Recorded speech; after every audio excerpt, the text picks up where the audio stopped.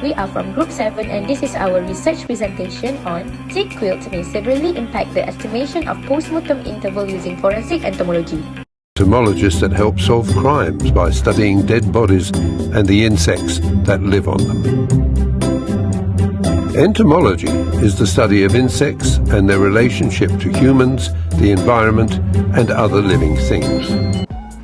In forensic investigation, the postmortem interval PMI estimation is very crucial for a successful investigation of criminal homicide cases, for fresh corpse can be discovered within 1 to 3 days.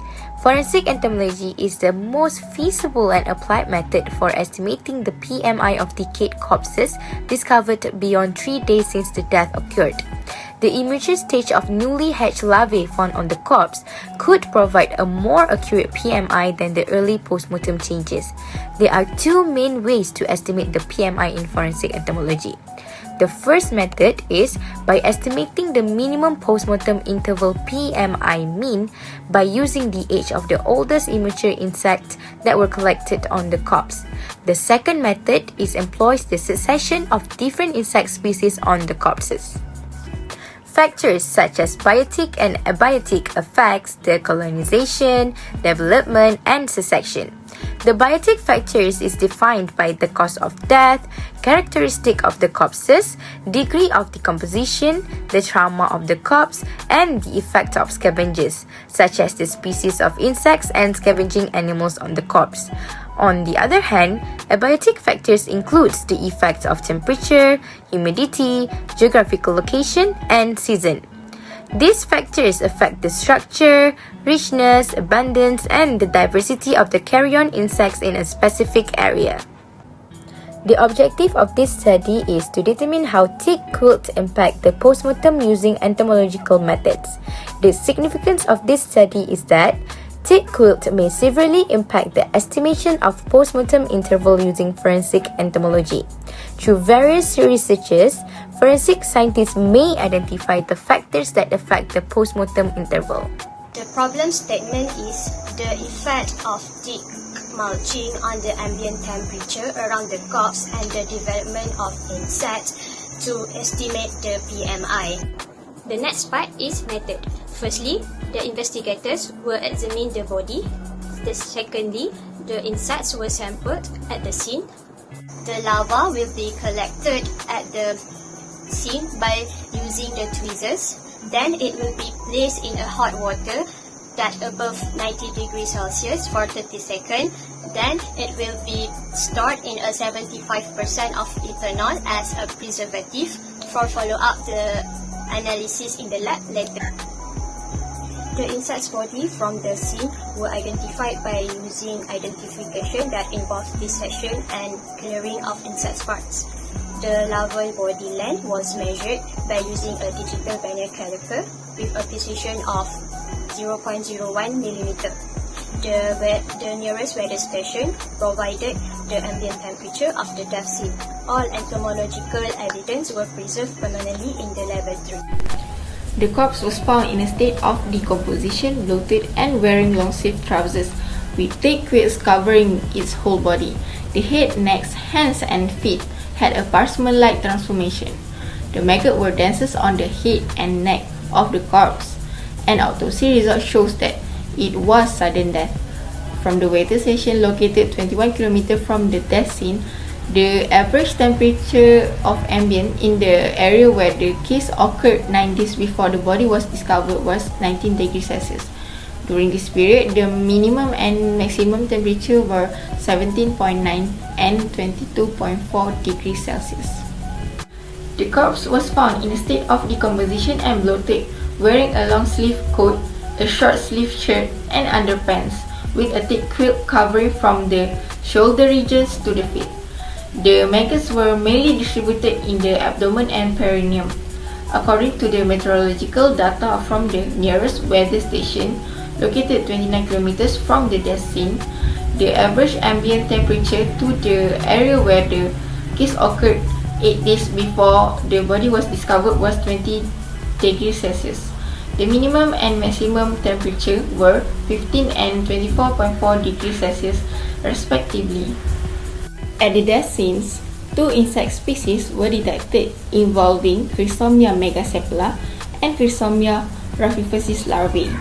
The biggest larvae of both species had reached the wandering stage. According to Zhang et al., it takes 9 days to develop into the wandering stage at 19 degrees C of average ambient temperature, while for Chrysomia raffifocis, it takes 11 days based on Hu et al. So, raffifocis were the oldest insect on the body and the PMI of the descendant was not less than 11 days. Nevertheless, based on the police inquiry and security camera footage, the exact PMI was 8 days. In case 2, the maggots on the body identified as Chrysomia megacephala larvae with 16 mm of body length. According to Zhang et al., at an ambient temperature of 20 degrees C, it takes about 177 hours to grow from hatching to 16 mm with the egg stage, requiring 26 hours. Based on the police inquiry, the descendant last appeared 5 days ago on security camera video, indicating the real PMI was no more than 5 days. Let me define certain terminology before I continue explaining the context of the discussion. The first is oviposition, which is the process by which a female insect lay their egg. Then ambient temperature is the temperature of the surrounding environment. In both cases, the PMI for this article was 3 and 3.46 days shorter than the expected PMI mean. By using the meteorological temperature, the estimated PMI was determined and the calculated PMI mean was greater than the actual PMI. The most likely cause for PMI mean error is that the bodies were covered with a thick quilt. This one, where the real PMI was 8 days, the C. raffifocis larvae would only be able to develop for 5.5 days after subtracting the 2.5 days it took for delayed ovipositions from the actual PMI. According to the development data published by Hu et al., the temperature at which C. raffifocis larvae grew is 35 degrees Celsius, which is the 6 degrees Celsius higher than the ambient temperature. In the second case, the C. megacephala larvae development period can be estimated to be 2.5 days by subtracting 2.5 days from the actual PMI for delayed oviposition. Published data on the development found that these larvae grew at a temperature of 29 degrees Celsius, which is 9 degrees Celsius higher than the ambient temperature. Increasing evidence has revealed when a body is wrapped, insect activity decreases. Therefore, fly colonizations and ovipositions are skewed when bodies are wrapped, making PMI estimates based on insect evidence less reliable.